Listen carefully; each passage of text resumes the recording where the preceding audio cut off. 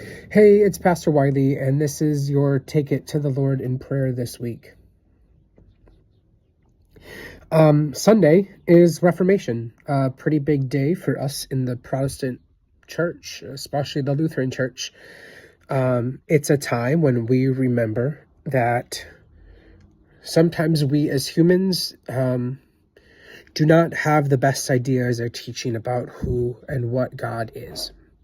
And we seek to live and breathe in a church that can change. Though God may not change, though God's grace and love may not change, the human understanding of it can.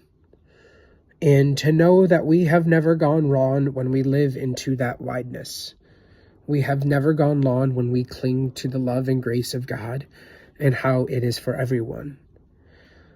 So in this Reformation, I want you to take stock. What is in need of reforming within your life?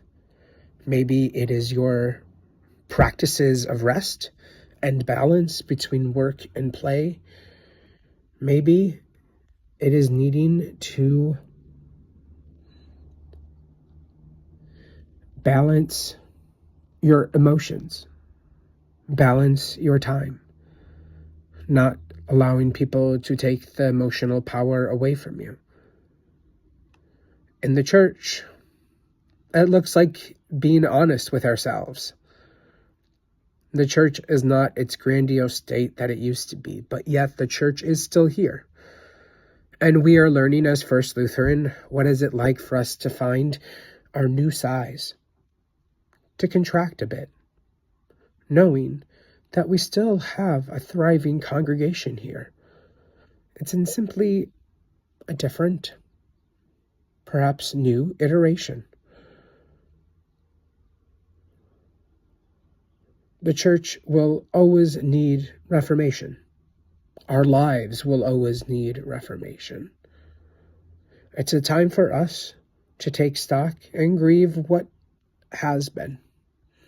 And Reformation gives us the possibility of reforming things into how God would see them, how God would have them. Us living in balance, not being defined by the work that we do, not being defined by what grades we get in school, not being defined by how many butts we have in the pews, but instead being reformed into co-creators of justice and joy with God, to be reformed into creatures that live in harmony and unity with all of creation, not seeking superiority over them, making business decisions that are good, not just for profits, but for people and for the planet.